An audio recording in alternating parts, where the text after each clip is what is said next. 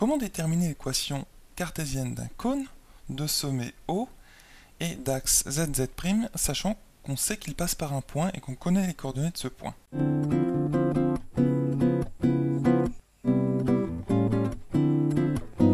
Bonjour et bienvenue sur Star en Maths TV. Aujourd'hui, dans cet exercice, nous allons déterminer une équation du cône de sommet O passant par le point A de coordonnées 2, 1, 1 et d'axe ZZ'. Alors, ce que nous allons faire, c'est un schéma. Donc nous allons représenter dans un premier temps un repère orthonormal direct, donc suivant la règle des 3 doigts de ta main droite. Donc le trièdre direct correspond en fait au fait que ton pouce est l'axe X, l'index l'axe Y et l'axe Z, et bien ça correspond à ton majeur. Puisque on connaît les coordonnées de notre point A, qui sont 2, 1, 1, on va le placer dans notre repère. Alors je vais le faire en vert. Puisqu'il est de coordonnées de 2 suivant l'axe X, eh bien on a ici 1, 2. D'accord? Donc il va être déjà dans le plan ici d'équation X égale 2, que je pourrais représenter très rapidement comme ceci. Donc voilà. Voilà. Donc ça c'est juste pour te faire visualiser où il va être. Il va être dans ce plan-là, notre point A. A est de coordonnées 1 suivant l'axe Y. Donc on va le faire monter entre guillemets d'un cran suivant l'axe des Y. Donc 1, d'accord? Voilà. Et ensuite on va le faire monter de 1 cran suivant l'axe des Z. Donc ici, tu vas le faire hop, ici. Voilà où est notre point A à peu près. Donc nous, notre cône est de sommet O et il passe par A. Donc ici, j'ai tracé le cercle. Donc pas de centre O, mais de centre le projeté orthogonal de A sur l'axe Z, puisque notre cône est d'axe ZZ'. Donc ici, en fait, on aurait sur l'axe Z le projeté orthogonal A' de A, qui va être important pour déterminer notre équation du cône. Voilà, donc je ne vais pas alourdir la figure. Maintenant, revenons à notre question qui est de déterminer l'équation d'un cône d'axe Z. Alors, si tu connais bien ton cours, l'équation d'un cône d'axe Z, c'est de la forme, en fait, x2 plus y2 égale m2 z2 avec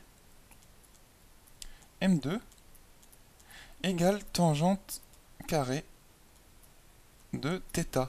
Sachant que θ, plutôt que de le représenter en 3D, θ va correspondre en fait à, si tu prends l'origine O de ton repère, A, il est à peu près ici, sachant qu'ici, tu as une génératrice. Ici, tu as l'axe Z, donc ZZ'.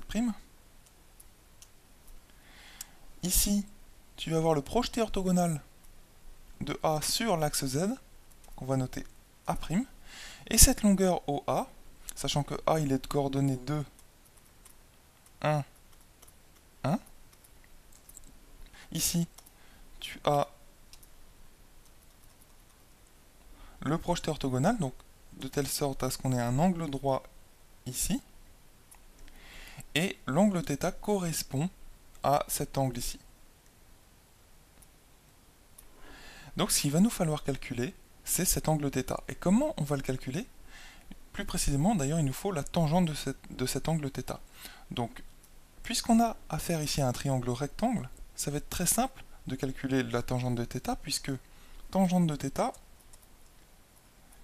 va être égale à l'opposé sur l'adjacent. Tu sais bien la formule correspondant aux tangentes d'un angle dans un triangle rectangle. Donc l'opposé à l'angle sur la longueur de l'adjacent. Donc l'opposé c'est A', donc notre longueur AA', sur notre longueur ici OA'.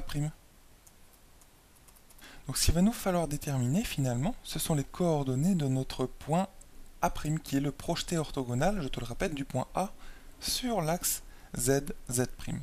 Alors pour calculer les coordonnées de ce point A' que j'ai fait figurer ici, Eh bien en fait, si tu regardes bien, il suffit d'annuler les coordonnées du point A, qui est là, suivant les dimensions x et y. En fait, il ne reste plus que la coordonnée suivant z de ce point A là, pour obtenir les coordonnées du point A'.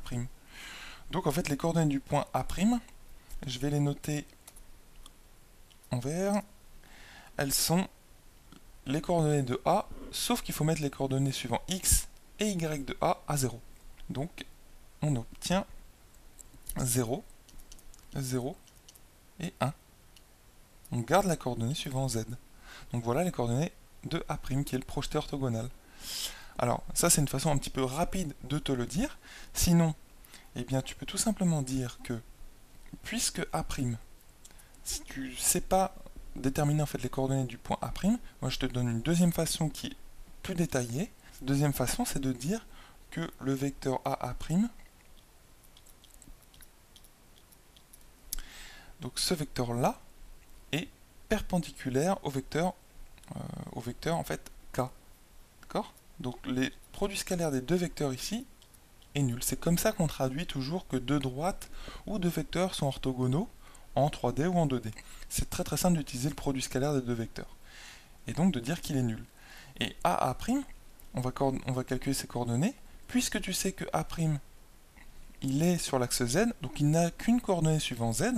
Donc A', je vais détailler ici, il est de coordonnées 0, 0, Z qu'on cherche, et tu vas voir qu'on va retomber sur 1.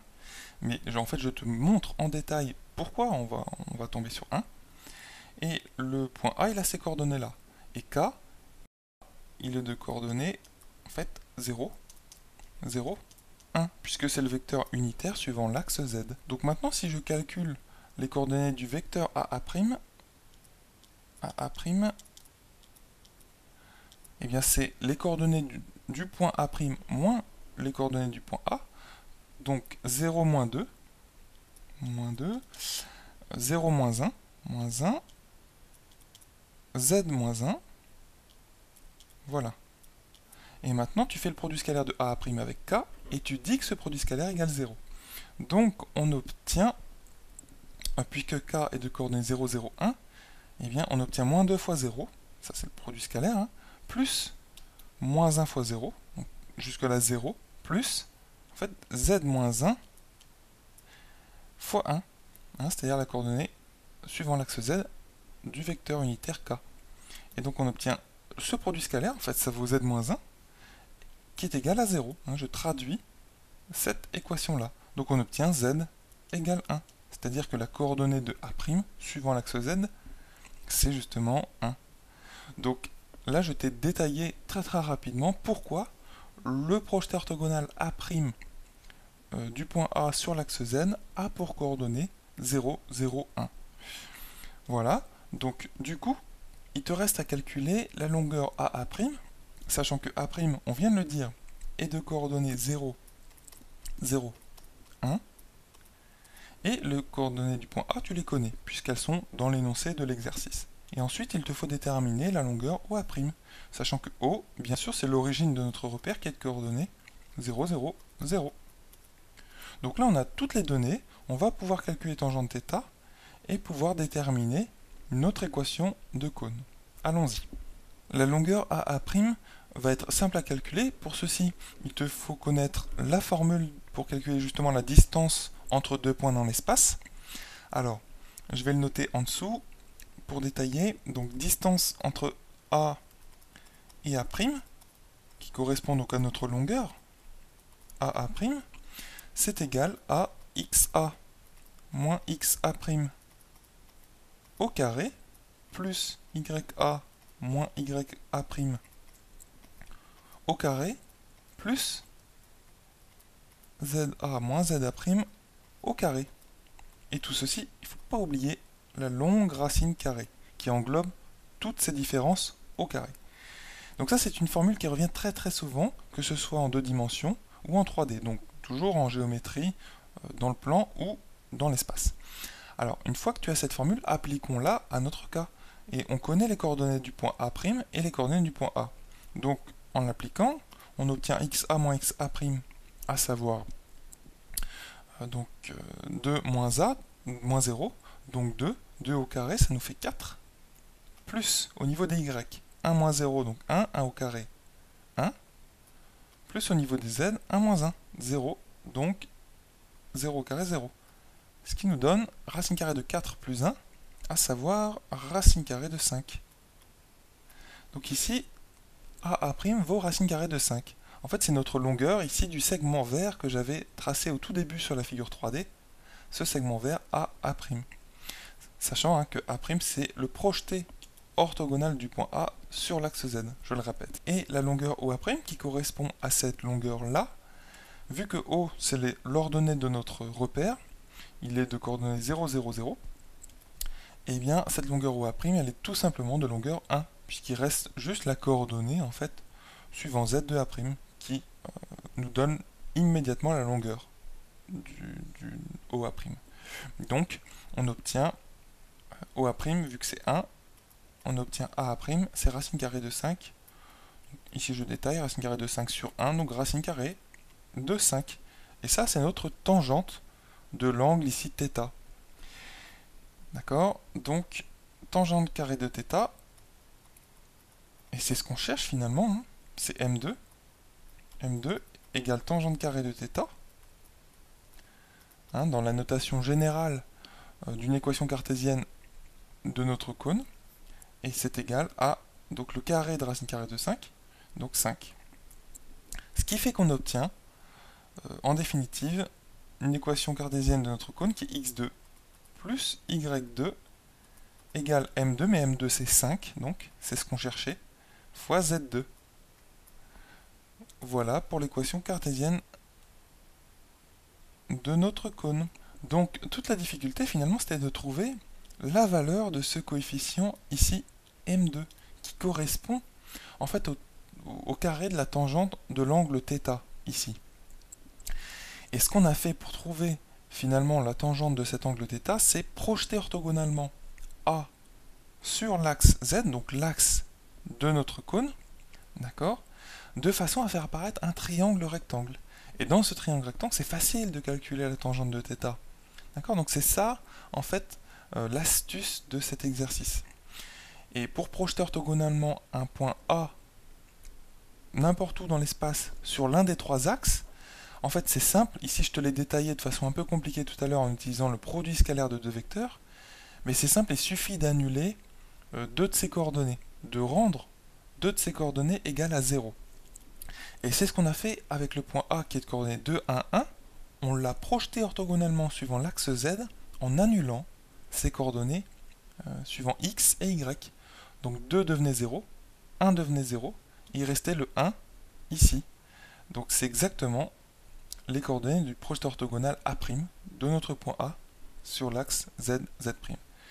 Donc pour conclure finalement, moi ce que je te conseille de faire, la première chose que je te conseille de faire quand tu abordes un exercice de géométrie dans l'espace, c'est de faire une figure grande, qui soit propre, et qui soit claire, c'est-à-dire qui fasse figurer toutes les informations de l'énoncé. Donc dès que tu peux placer un point ou autre, eh bien il faut le placer dans ton repère 3D.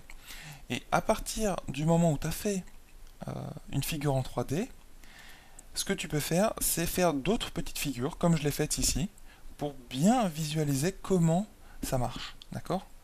Ici, ce qu'on cherchait plus particulièrement, c'était à chercher le tangent θ. Eh bien, quoi de mieux pour calculer le tangente d'un angle θ de faire apparaître le triangle rectangle OA'. Et c'est ce que j'ai fait sur cette petite figure ici, que j'ai pu faire à partir de la figure 3D, c'était plus simple. Et une fois que tu as cette figure-là, ça va très très vite, puisque tu connais la formule d'un tangente dans un triangle rectangle, je l'ai noté ici, il te suffisait de calculer A' et OA'. Et ça se fait vite quand tu as bien compris quelles étaient les coordonnées de ces points-là.